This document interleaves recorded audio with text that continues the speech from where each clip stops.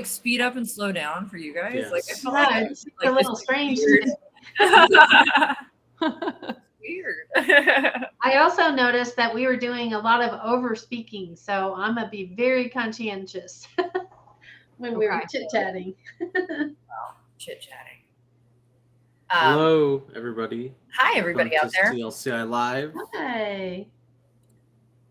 Wayne Success has heart. Before we begin, let's quickly mention that we want you to join in the conversation. We want to hear from you. So please leave your thoughts and all of that good stuff in the chat. We absolutely want to hear from you. Also, before we move on to the next thing, let's not forget to just go ahead and click that like and subscribe button. Do it. That's it for me. All you guys now. What are we talking about today? We are finishing up our Self-Sabotage 101 series. We've been talking about how we shoot ourselves in the foot a lot, but we are on our final week. Today we are talking about Self-Sabotage 101. Are you a hedonist? Pain and pleasure principle, and going beyond the pleasure principle. Yeah. So should we answer that question? Is that what? What? Are you a hedonist? Okay, yeah, dive right in then. I wasn't volunteering to answer first. We're telling you to.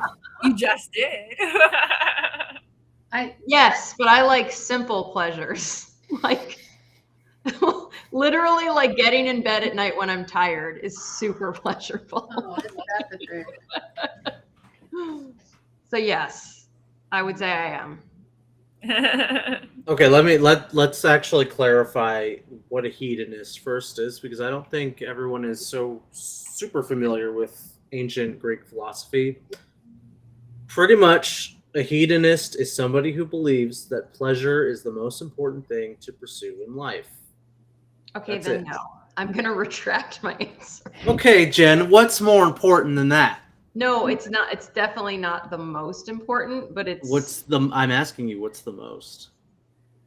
For me, Above pleasure. meaning. What the hell does that mean? Also, I might be a little spicy this episode just because I'm feeling spicy prior to the live, so I'm just getting aggression out. Oh, good. Feeling spicy, huh? I feel like we need to hear from other people first if they're. Well, I hear you, Jen. I do. Saying that, meaning above pleasure, that's definitely a concept that I think, people who are committed to religion, they adapt. They find fulfillment as opposed. Actually, a lot of religions they condone you for seeking ultimate, or I guess an excess of pleasure, I guess is a good way to put it. So I can see that being possible. So, you mean they get mad at you if you're basically being indulgent? Yes, my bad. I didn't mean condone. Don't condone. Yeah. Essentially, is what we're saying. Okay. With regard to, is there something wrong with seeking pleasure? No. Well, I think if we just talk about that by itself, probably not. But if it is, an addiction kind of concept, then there could be. Anybody else? Other thoughts? Let's get back to the question. We'll just ask people point blank. Lisa, are you a hedonist? I would say moments of it. Okay. Brooke, are you a hedonist? I think that it is important to find joy and meaning in what I do. My preference is not to be miserable. I'm not sure that many people want to. It does exist, but I personally like simple and easygoing kind of existence, and to be able to indulge in small pleasures. And I think that that's important for me. But is it the most important thing? Probably not. Yeah, I would. It's important though. Yeah. It's But I important. feel like if I made my pleasure like the most important thing, I'd end up being miserable. Yeah. Because that doesn't like Yeah. jive with other human beings and other things. I think it's an oversimplification, truthfully. Yeah. Kyle, are you a hedonist? Answer just black and white, right? Because I'm asking for black and white. That's it. yeah. I'm not going really too deep in it right now. We'll go deeper in it later. But Kyle, are you a hedonist? I think I have hedonist qualities, and that I work on when I realize that they're showing. I think like trying to have like a perfect friend group, for example, Mm-hmm. is some quality, and sometimes I need to be more open to people who I'm meeting. You never know who's on the other side. Mm-hmm. Jerome, are you a hedonist? I don't think so. Just because it's such a crazy concept to me, I can't get on board with it completely. Pursuit of happiness is something I agree with, but pursuit of pleasure, I don't know. It seems a little different. We're going to probably have to talk about what pleasure is in a moment, because I Yes. feel like we've got a lot of different opinions about Yeah. that. I myself am not. I would like to be, but I don't think I like have the capability of feeling pleasure for a lot of things. That would probably give most normal people like a sense of pleasure. So like I have to focus on other things. Pleasure's like, oh, that's kind of nice. I get to feel good about whatever it is I'm doing, but it's not like a priority. Yeah. Last night, coming home really late after travel day, all day travel, all I wanted to do was go to bed. So to copy Jen a little bit on that was the one track mind there. So that kind of leads into like, what is it exactly when we're talking about pleasure? The understanding that I'm coming to this conversation that's probably different than a lot of people's maybe is that pleasure is basically the satisfaction you get from fulfilling a biological or a psychological need, and that return to maybe homeostasis. So if you're hungry, eating food is pleasurable. Yeah. If you're tired, going to bed is pleasurable. Yeah. If you find a lack of meaning in your life, finding meaning is pleasurable. Yeah. It's less about like, oh, I need like direct serotonin injections into my brain to like, feel good. That's not really what pleasure is in my mind. What about you guys? That's a good description of returning to homeostasis. I've never thought of it that way. And that truly is for me a lot of what simple pleasure is like, yeah, when you're hungry, eating food is so pleasurable. When you're not hungry though, eating food it's Yeah, not it can be insufferable, man. I have to force myself to eat sometimes because, like, I have protein minimums I have to reach, and it's like that's brutal. Like sometimes drinking my protein shake at the end of the night sucks, but I'm not enjoying a minute of it. But I know I'm doing it for the right reasons. So it's certainly not gaining pleasure from drinking it. I guess I'm ultimately though long-term gaining pleasure because I am long-term experiencing the benefits of doing that, and I know that I would be mad at myself if I didn't do it, right? But in the moment it sometimes sucks. So no pain, no gain. Kind of, yeah, true. Amen. Yeah, certainly put myself through some pain to gain, for sure. So that's, I mean, when Anthony mentioned like not getting pleasure out of things, like certain things that maybe other people do, I think about like, I really do love working out a lot, right? But it's hard sometimes. It's not like I'm always skipping down to the gym like life is good. You know what I mean? Like it's often forcing myself to do it. And I know that like once I'm in the process or once I see the results, it'll be better. But like a lot of times it's not fun going there and I'm making myself do it. And I love it long term, I guess you could say, right? It's the going part that always sucks. The being part is Yeah. good. Oh man, but there are moments like doing split like Bulgarian split squats. I'm cursing the whole time, but I know the long-term benefits are there. But I'm like, this is horrible. I don't even know what that is. It's like it's a delayed pleasure when you're going through that. Yeah. Yeah, it really is. A really quick one thought here. There's a school of thought as we're going into like this feeling of pleasure and everything that I think needs to be addressed, and it's this motivation feeling, right? And that's that dopamine. Dopamine's our motivating drug. It's our motivator. And so, with regard to that, you'll hear people often say people are either motivated towards pleasure or away from pain. Yep, I was gonna say. What are your thoughts about that statement? It's kind of the same. It's like saying the same thing to me. Because if you think of pain and pleasure on a spectrum, if you're going away from pain, you're going towards pleasure.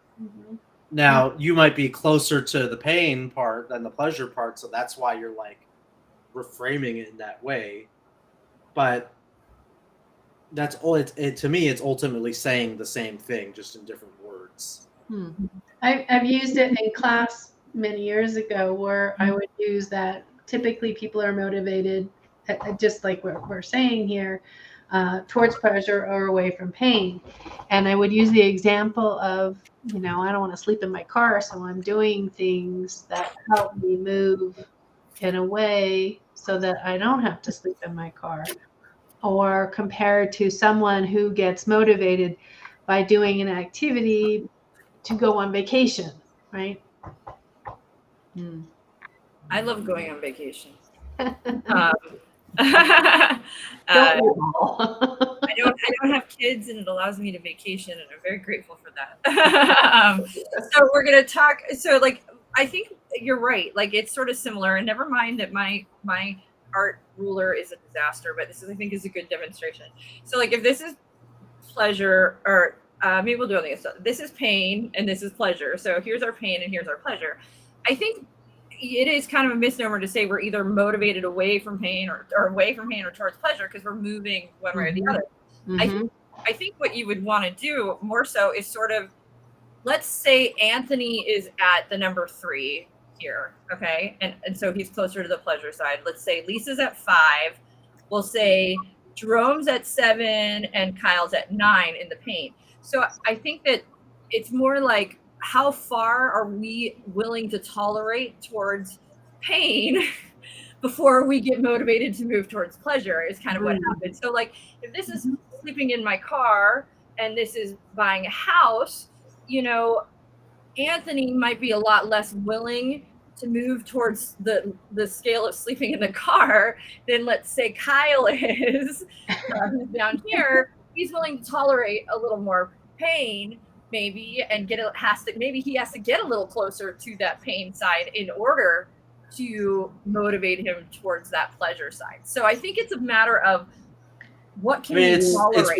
It's pretty easy to like achieve those results in real life, because like, can you think about how long could you just sit in an empty room before you get too uncomfortable and you have to do something?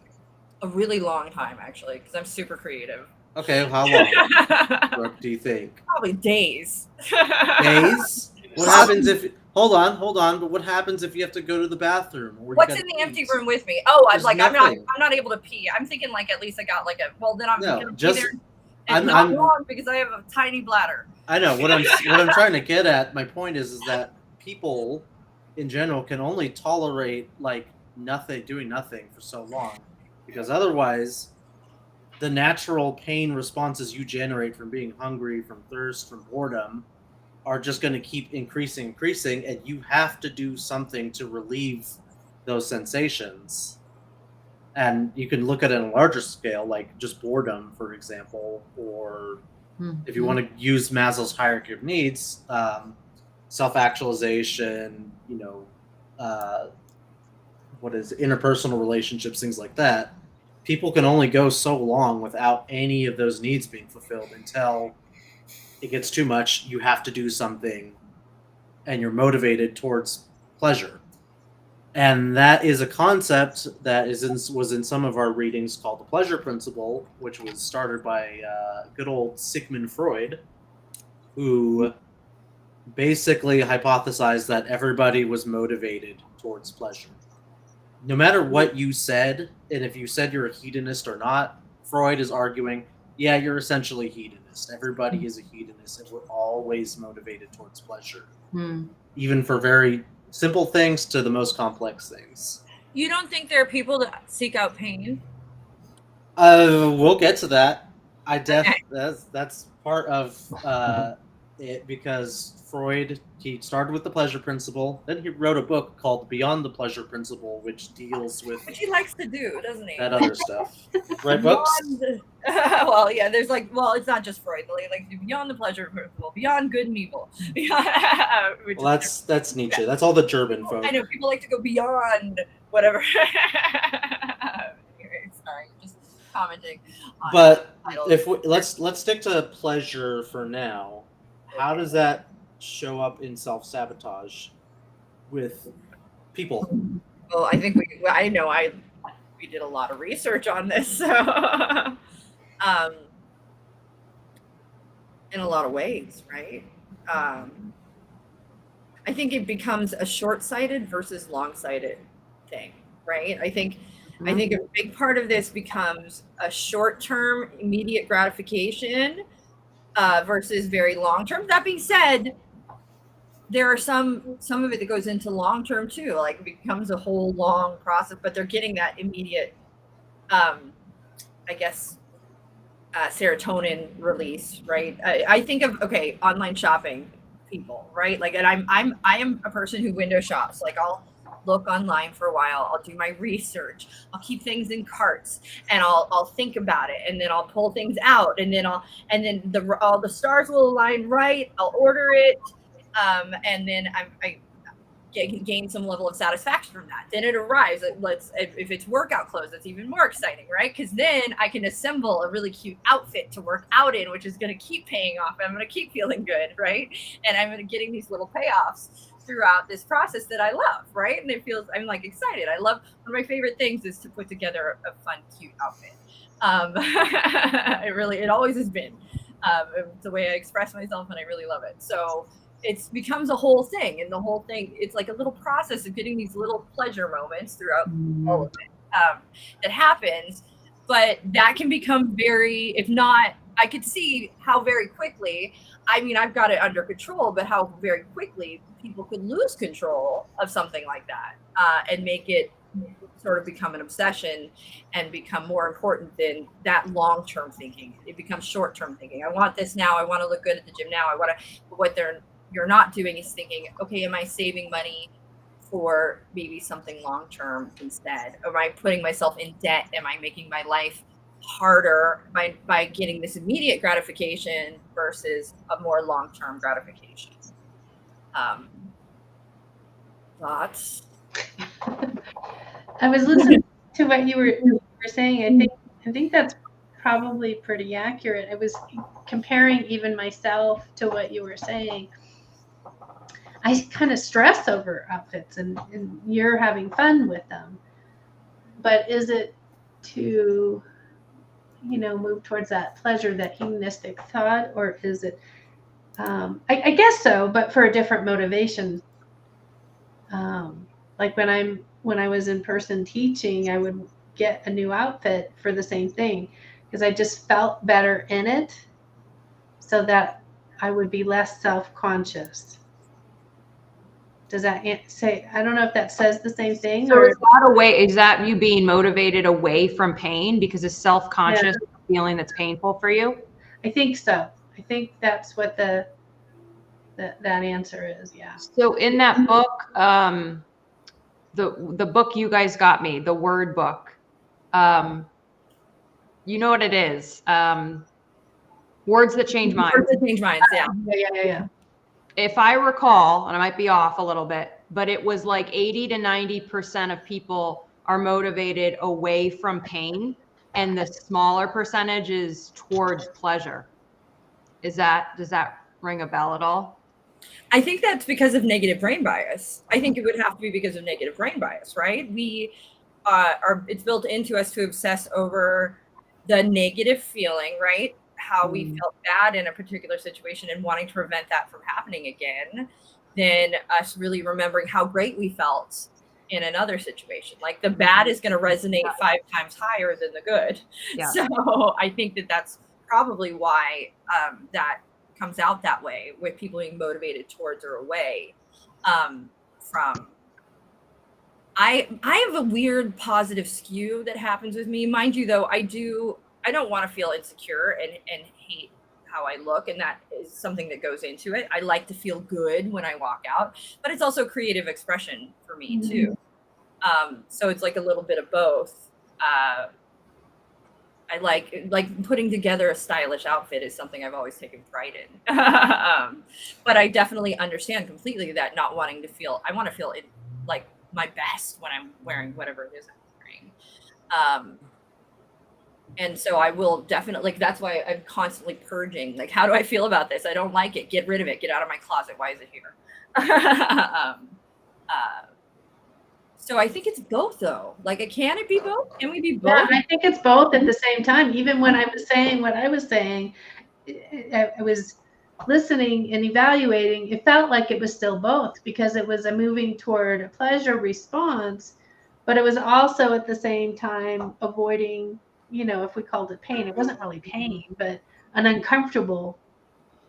Is it a matter of like perspective? Like, does this glass half full, glass half empty thing come in to it, or is it according to what Anthony said? Then yes, it would be that. According to what Anthony was saying, is that the pleasure pain, you're moving in the same direction either way, right? Isn't that what you were saying? Yeah. If you go with that framework, I'm not saying you should, because you could imagine it in other ways, but if you're thinking about pleasure and pain on the same axis, if you're moving to the left, you're moving away from somewhere and going towards a different place. I'm going to make an argument, though, that this is way too linear of a thought, right? Like, we're really thinking linear, like it's one way or the other, but let's really think about this here. If I am somebody who is using one thing to gain pleasure. So let's use the online shopping example. I think it's a very tame example that does not make anybody feel weird, because we can go other places, but let's stick with that one. So like online shopping, I could be really focusing on that little pleasure, gaining here, feeling good in the moment. But we're thinking of one line.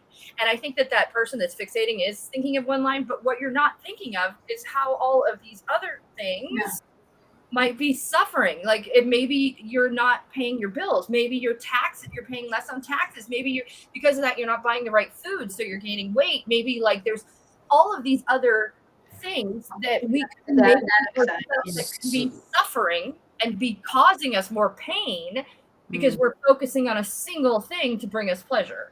So what you're talking about, if I'm gonna try my best to just stay in the Freudian, Jacques Lacan psychoanalysis realm, but what you're talking about is a conflict between the pleasure principle and the reality principle. And essentially the reality principle, it serves the pleasure principle.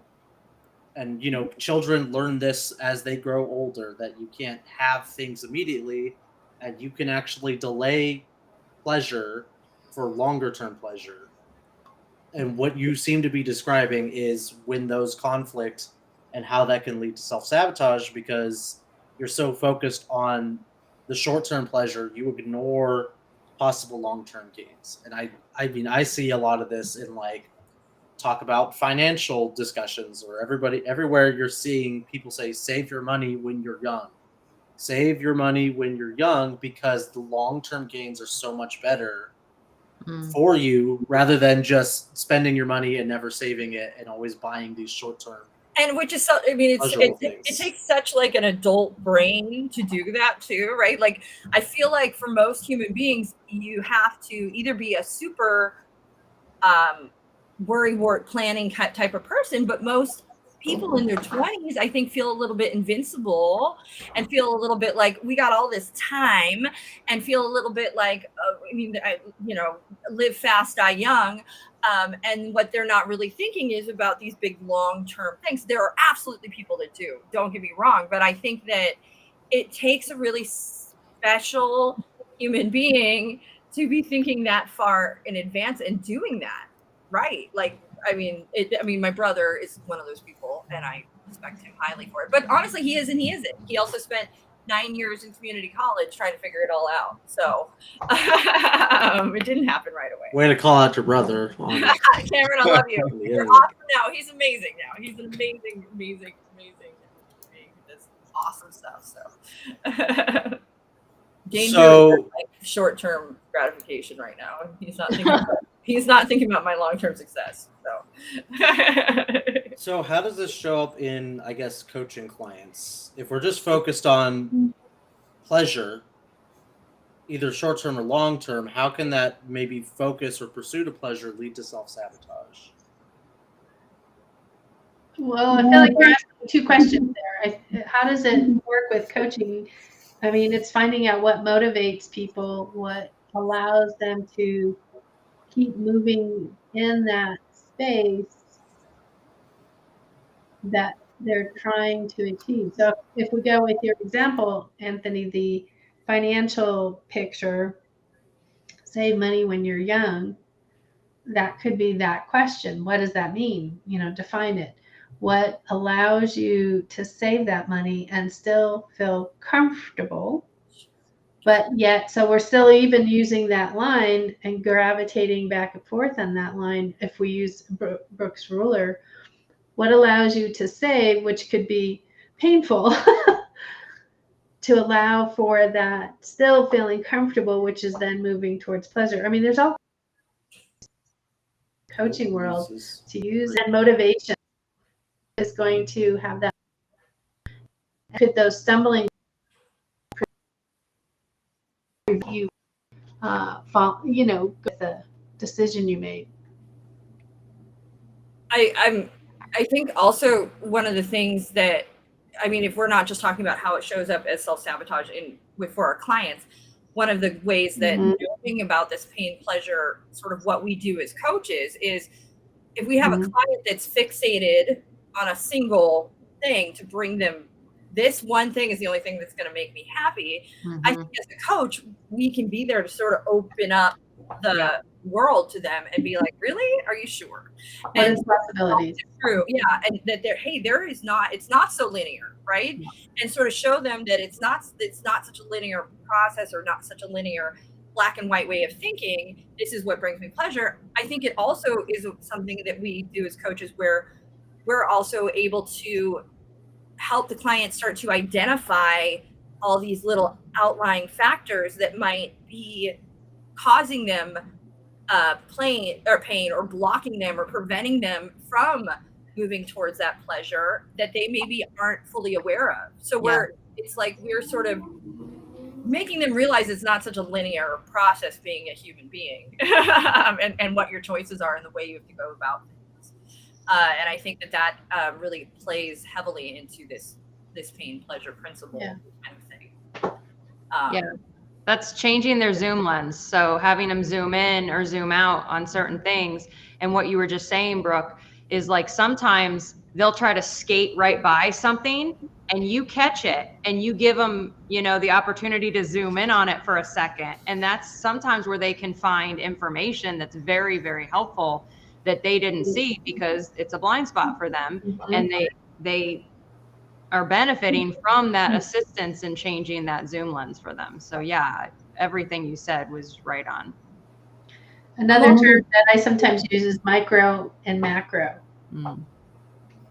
Are you under the microscope? Do you need to see more details, or do you need to go macro out and look at the globe with the bigger picture? Mm-hmm. I'm also thinking of a client. This is like a client of a client that we had, who she dealt with basically like business folk who needed to manage their time better. And the business folk, like I think of a particular situation where there was a boss and he was very micromanagey, like very like in everybody's business, and he would get short-term pleasure from that because he would get this short-term feedback of feeling needed, of feeling like he was doing things and feeling like he was important. Mm-hmm. But in the big picture lens, what he was not doing was he was losing. He was causing himself more pain because he had a staff that wasn't doing their job to his liking, and he hadn't been training to his liking. He was suffering at home because he wasn't getting home in time to be with his family and be present, and because so he's wasting all his time doing all of this little micromanaging stuff to get that short-term pleasure and not thinking about that big term pleasure of, hey, what if you didn't have to do this, which annoys you at times, right? It's both. It can go both ways with them. And we're actually being successful in other places in your life. And that was really largely what she worked on with her clients, was this time management issue. And I think when it comes to time management, that's a big, that's an area where we're probably getting, if we're having a problem there, it's probably a matter of short-term pleasure. We're getting short-term pleasure, but we're not thinking of that big scope long-term, and it's causing us to slide back in other places and get pain, right? Yeah. Anthony, thoughts? Or are you reading something? Reading something. Kyle too. I haven't heard much from Kyle. Yeah, I was thinking of like when it came to like an ideal client, like you could constantly trying to think of someone that you want, that's going to walk in, that you imagine is going to be your perfect client, and you're just not getting them. And maybe you just need to take a step back and just be like, you know what, maybe I need to talk to other people that are looking for different things and see what I do like, what I don't like. And your perspective could change on what your ideal client is when it's just marketing your business and trying to get your attention out there. What's working, what's not working. Yeah. You see your shout out, Jen, right there? Yes, I waved earlier. Hi, Sai. So excited. You know what was interesting? I know that Joy and Success was probably when they said compounding interest, talking about like the money. We were saying there's that compounding interest, but I think that it kind of applies in this as well as like with regard to that short term versus long term. Like if we're making it's more than just money. We can create compound interest in other areas in our life, like by getting up and working out in the morning, I'm creating a compound interest, because what is that going to do? It's going to give me more energy. It's going to make better things better.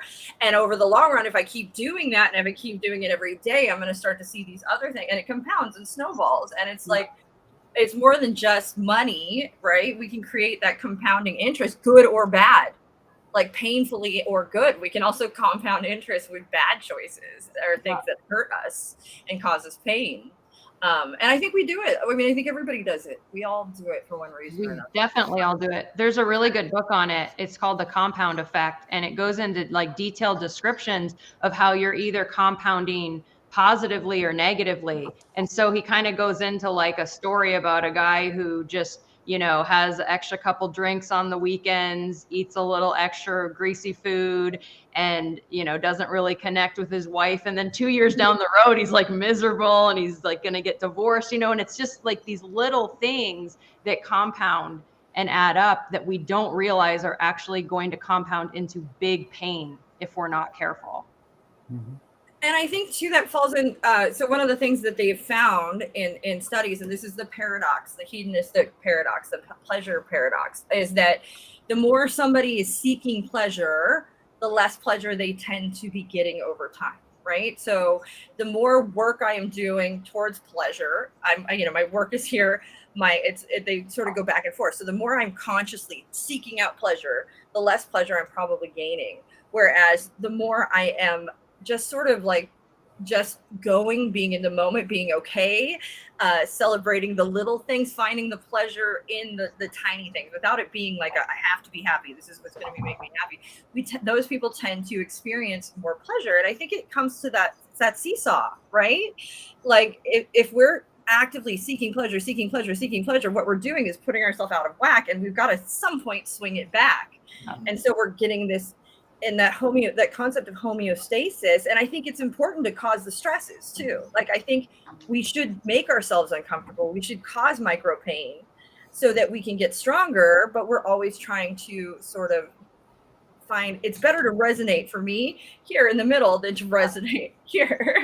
And I think that's where like the happiness is in the details, the happiness in the little things. Yeah. And what you're talking about is exactly what couples will go through and say, you know, I want the smaller, I'm going to call them gifts. I don't really mean gifts as a tangible thing, but you know, the smaller compliments, the time together, so gifts versus the grand vacation that's once every so often. I'd rather the smaller gifts than the grand overture gift, because the smaller gifts have a tendency to build and feel really big than the one time that we get that grand gift.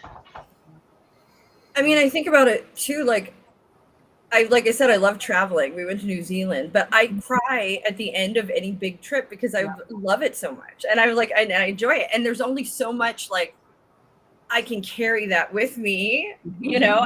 It's amazing. It's this overwhelming experience of just freedom and you know, when you go and do that vacation thing, but then you come back and you're like, man, maybe it's better to have every day be a vacation.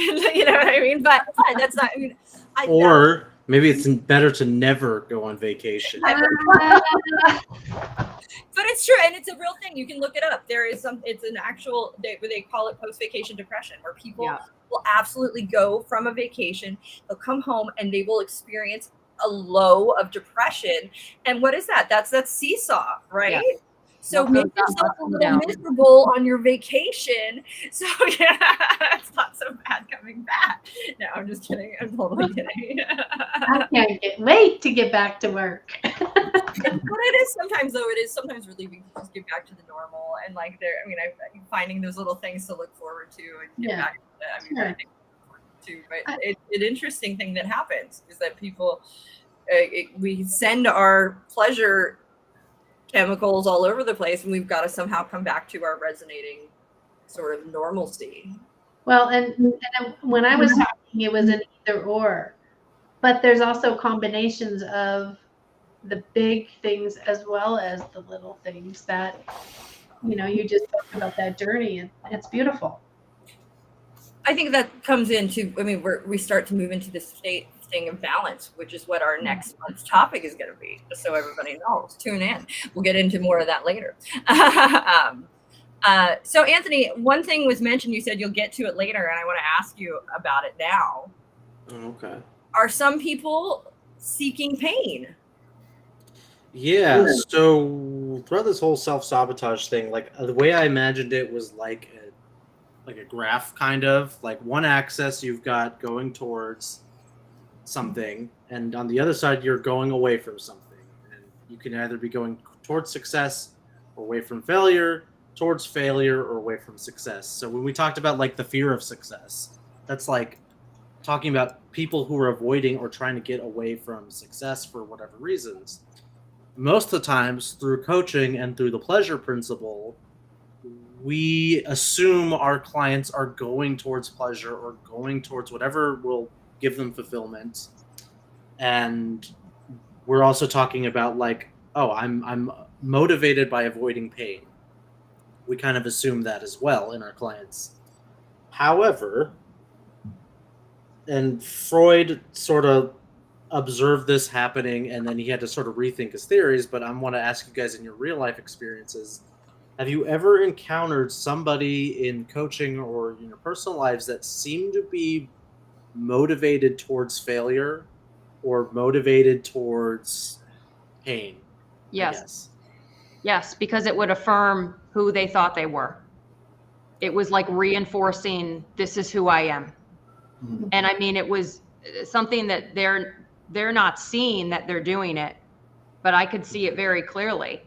It made them feel comfortable and validated to stay exactly as they were in that pain. I So don't know. I've seen this. I got to see this when I used to work at a casino as a security guard. I would see this literally every single day. The same people over and over again at the slot machines. And there's pamphlets and signs that say, got a gambling addiction, seek help. These people know that gamble, like, it's not like how Brooke gave the example of like, oh, I'm like doing these little purchases. But like over time, Brooke, you're making more money than you're spending. So that's not really an example of what I'm talking about. I'm talking about people who I saw one example of a guy who went into the high roller room. And from what I heard from my friends who worked in the room, that he supposedly sold his house, took all the money, and spent hundreds of thousands of dollars in the high roller room and nothing. Just lost everything. Oof. Gosh. And that's not including all the drugs and other crazy stuff that happens at the Well, do you think- casino. I mean, do you think that he was seeking out pain though? Like, I mean, I guess on some level he is, right?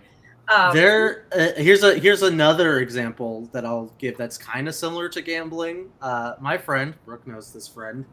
This is when the AMC stocks were popping up, and it was AMC and GameStop. GameStop. Yeah. And he bought AMC with me, and at a certain point it reached its high, and I sold mine. And what he told me was, I like the feeling of like seeing it go up and down, and when it's down, like it feels like great, and it's so mind-boggling to me to like wrap my head around that, but I kind of get it. But I'm mostly talking about people who deliberately do things they know are not good for them and are against their self-interest, but they do it anyways. I don't know if that's like, yeah, I get it. Like they're self-punishing, but I think of like people who are stuck in a victim state, like Yeah. that really is what first came to mind with me, is people who are in this victimhood and they're living at, like, everything they do is a confirmation that they are a victim of something. Yeah. And they're like not in control and not in power of their own lives. Yeah. And so it may not be that they're consciously seeking these things out, but Mhm. what they're doing is throwing themselves into situation after situation where they end up, because they are a victim and they have no control over their emotion or that situation, and they end up being victimized in these situations over and over from their perspective. Or they deliberately like put themselves in bad relationships It's like a constantly with learned the habit, same yes, people. and they're used to doing it. Yeah, there's somebody that comes to mind right now that and stays in it, but keeps throwing herself into these hopeless situations, like these situations where, what do you expect? It's been the same way over and over and over. That's not going to change. What has to change is you. And I think that is something that comes up absolutely in our clients and at some point in a lot of people's lives, where you have to realize, oh man, the change has to happen here. I really cannot affect change here. Yep. Yeah. Or they just problem and the solution, right? They get to that moment where they have to accept that. Some of them won't. I mean, some people that's too hard, but the people that are willing to accept I'm both the problem and the solution, that they're very coachable, those people. And so this comes from what Freud and then Lacan and then other modern day philosophers talk about is death drive. Because initially Freud was under the assumption that everybody's working towards the pleasure principle, but he would observe case studies where what we would describe now as trauma or post-traumatic stress disorder, people are reliving these same things for no real good reason, or they're stuck in these cycles. So part of it is there's like two like parallel ideas of death drive. Brooke, go to the bathroom. Yeah, I know. I'm gonna go. You can just go. Anyways, I know. two sort of parallels idea of what death drive is. One is the return to like nothingness or zero, where I'm going towards failure. The other is what Brooke was talking about, is being stuck in this repeating cycle that doesn't really lead to anywhere. You're just stuck with what we usually call our blocks in the coaching realm. Yeah. So, death drive, would that kind of consider somebody who just has given up, has no intention, I guess, on living a happy life? They've just completely given up, and just everything they do is just spiral downward because they feel like it's over already. Is that Yeah, okay? that would be an example of death drive. And the only thing they recognize are the things that support that spiral. They don't recognize things outside of, they don't really notice the positive. Okay. And this isn't limited to like people with like maybe psychiatric disorders. Like everybody who's alive has to balance between their life drive or the pleasure principle versus death drive, which is trying to pretty much return to nothingness. And I'm starting to get into like territory where like I'm not entirely convinced. But it's just one hypothesis as why people go towards failure sometimes. I mean, I had a phase where that was self-destructive. It absolutely did. And it was like a hit eject run, and I just careened through one bad choice after the other. But what I can tell you, I can tell you now, looking back, but what I felt in that moment, I felt like I was like trying to survive, right? So I didn't have the ability or the clarity or even the knowledge to be able to really even make healthy choices, because I felt like I was in this sustained state of panic. And this sustained state of, I have to survive. I don't know what to do. My entire life is changing. I have no idea. And it was like this just like full blown panic. And it just meant bad choice one after the other. And it was now in retrospect, clear headed with life, different and okay. I can look back and I can go, man. But I think that I had to do, part of me feels like I had to do that. Like that it had to happen for me to be the person I am today and appreciate life as it is today. Otherwise, I would probably still be a ticking time bomb. I would, because I don't think I would have gotten to this place of independence and clarity and calmness without sort of having lost everything and let go of everything and destroyed everything and just like went boom, eject, right? And there's a lot of reasons that went into that. And it was basically being so unhappy and wanting just being in such a state and not knowing how to change it. And the only way I could was to just lose it all. And I regret it. I mean, I don't regret now, but I did regret it, a lot of it, for a long time, because I was like, man, I could have handled that better. But I'm sure there was ways for me to do so, but that was just my path. Right. And I almost feel like for me to be as grateful as I am, I had to take myself to a point that I can appreciate what it is not to have what I have today. I feel like I grew up in a very nice neighborhood with money, with family, and I didn't know what it would be like. I had no clue. I was so naive. And so I feel like I had to almost do that in order for me to have an appreciation, because that's how I had to learn. That painful season of your life actually created the ability to be as happy as I am now. Because I think about with having all of that stuff I had, and I had happy moments, and there was a lot of fun that was had, but I felt like I resonated in a place of just uncomfort and sadness and kind of depression and isolation. It was where I felt alone, no matter where I was and how many people were around me. There was a lot of good, and I was being creative and a lot of great things happening, but I would always go back to this state of just sort of not feeling appreciative for my life and wanting something else and wanting more. And then I think I had to lose a lot of that. Mind you, there's a lot of things going on. I had family with mental health issues that I was living with and having to take care of. And so like just all of these things going on, that I finally just hit eject and was really selfish human being for a while. And then when I didn't want to be that anymore, and when I wanted to figure my life out and put things back together, I had to deal with the damage, right? And the things that I had done and rebuild trust, and all of these things had to happen. But now I know I'll never make those mistakes again, right? Because I know I'm not that person. And I feel like I had to do that. And it was a painful time. It was really painful. I have paintings and drawings from that time, and it's really sad.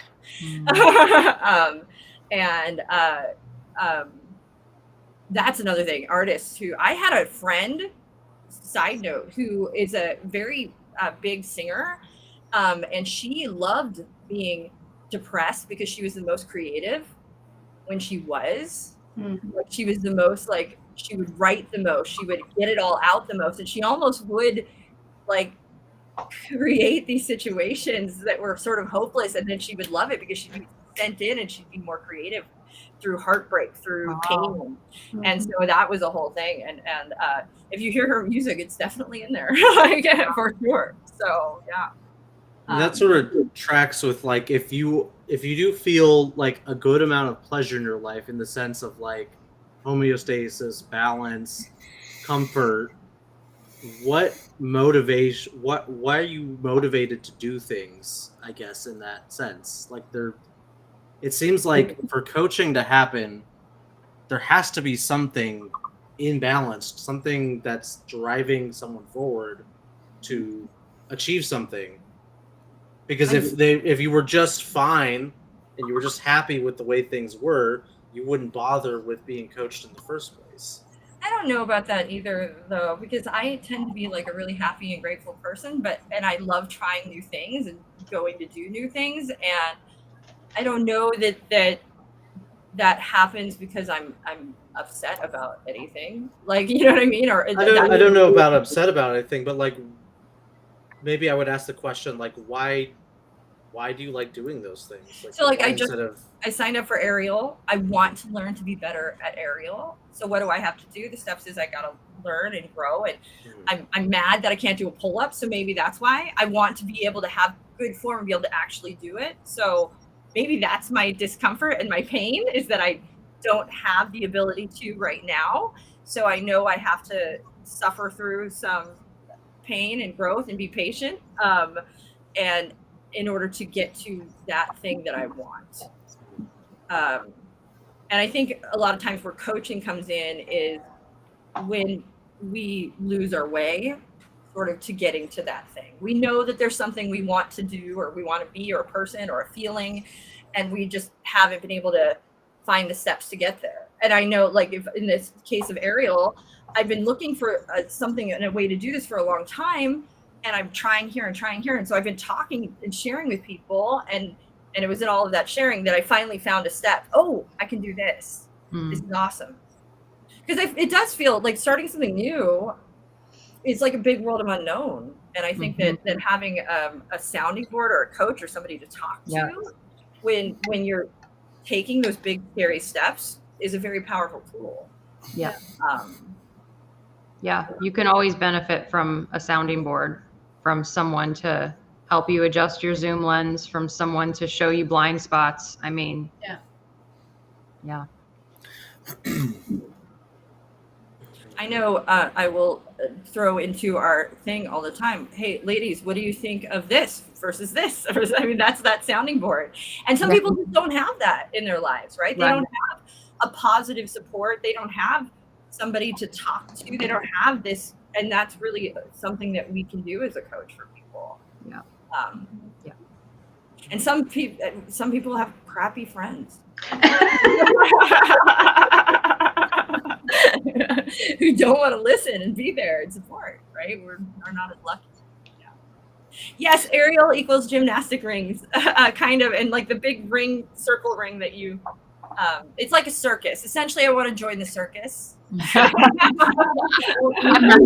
part. This is a circus. Right? Also, join success. I do agree. Fleetwood Mac wrote "Rumors." I think was the album that was like their best album and it was because of all the horrific stuff that was happening behind the scenes. That's that creative brain. Like we tend to, when we're experiencing pain, we get it out through creativity. So the lesson is, No. this is my final No. takeaway. Yes, No, Anthony, because don't we're say it. getting to our point right now where we gotta give our final thoughts. If you want to achieve great things, you have to suffer immensely to do it. No, but that's we've done it. If you want to check out the anti-fragile episode, I think that anti-fragile episode really helps speak into this, where we want to create micro stresses. Like we want to, it's just like building muscle. You've got to tear that tissue. You've got to experience that burn. It has to suck a little bit, and you want to feel that soreness, so that you can grow, and so that you can be stronger and more successful. So like creating these micro tears. If I had been micro tearing younger and maybe at a younger age, I would have been more prepared for these big tears. But I think my life was just a lot more oscillated, a lot like this, until I found I know, Jen, you talk about Zen Jen. I think we had a similar experience where we were like this, and then we found a way to be like this, and realize I'm better like this. Yep. I was not Zen Jen most of my life. I was chaotic, neurotic, volatile, crazy Jen for most of my life. And that actually is what led me to become more Zen Jen like. I was just a hardcore people pleaser, and like I felt like I had to take care of everybody in my life, and I was not taking care of myself. And so I think that's why I had to hit eject and go the full other direction, where I just became very selfish. And then I realized, okay, now stop being selfish. Let's find that middle ground. You don't have to be one or the other, So yeah. Lisa, final thoughts?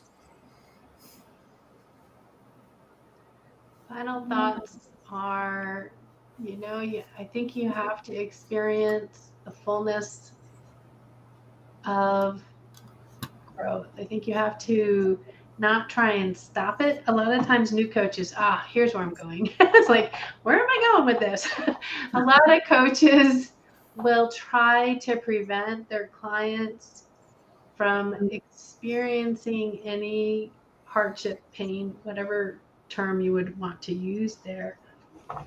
And the thing that I've learned, it's not for me to stop them. It's for me to be in that moment when they're with me, the best support and coach I can be whilst they're there, and help them find their, hi David, help them find their really grounded space where they really can blossom from, those micro tears that Brooke was speaking about, to really have the strength. I've had people go, how can you let your daughters do that? Because they have to learn and grow themselves. They have to know what this is in order for them to get to that side. We use the ruler concept. It's not for me to stop them. It's for me to love them in that moment. Kyle, final thoughts? Well, I'm thinking about rock climbing because that's what I'm going to do after this. And to go through it, there's a lot of pain and lessons learned. There's a lot of blisters. You'll see people wrap their hands. There's a lot of practice falling. But you go through it ultimately for this journey of, I want to be good at something. I want to be able to go outside and maybe climb. I want to enjoy Colorado while I'm here and different parts of nature. And that's by learning to fall, that's learning to fail forward, but suffering through the pain, knowing that there's an outcome that you're reaching for. And if that makes me a hedonist, I don't know if that's how you pronounce it, but then that makes me one. But it's worth it at the end of the journey, so that I limit it and I know that's responsible. I'm not doing things that are life altering, like free climbing, or gambling your house away. Yeah, something like that, and doing something where your life is at risk and taking acknowledge there is a limit to this hobby or these habits that you pick up. I think that's like healthy though, because like you're causing yourself some pain to ultimately get the pleasure, so you're already kind of balancing that act. Like that balance act is already sort of happening for you in that moment. Also, Lisa, you had mentioned not the clients, like not telling the client or letting them experience the pain. everybody else on the planet and in your client's life has probably warned them, given advice, told them not let them walk through that door. And us as a coach, we're hopefully the first place where they don't experience all of that. Yeah. You can't do that. Don't hurt yourself. You might, all of those warnings, and we allow them to sort of explore freely. So. Well, don't hurt yourself. Like we gotta report if you do, but metaphorically go through painful experiences because you'll grow from it. Yeah. Well, I don't think you have to go and seek them out, to be honest. They'll come to you. Life happens, and then you can either choose to learn and grow from it, or you can choose to only notice the negative concepts. Jerome? I'm just excited about, I know we spoke about it a little bit today, next week's topic, balance, because that's one of my core beliefs. So I just kind of want to remind you guys again that we will be speaking about balance next week and throughout the month of August. Is it? Yeah, August. So I know, it's August already. Welcome to August, everyone. seriously. We're already a week in. I know. So, It's crazy. Happens so fast. School's getting ready to start here. School started here. Yeah. Mhm. All right. So what are you gonna do? You're gonna like, or what do I do? Comments over. Like, share. you can still Subscribe. comment. Still comment. Please comment. We'll check your comments. Yeah. Yeah. Come Follow. check us out. Our 3-day intensives are really a lot of fun and full of information. Even if you just come for your own self growth and you're never going to become a life coach, it's really, really great information. It's a very pleasurable class. Mhm. Yes. And also, There might be a little bit of pain if you're not Yeah, too your comfortable your doing new first things. breakout. But Yeah. you feel First great coming breakout out of is it. painful, Yeah. not gonna lie. Well, but it's not too bad.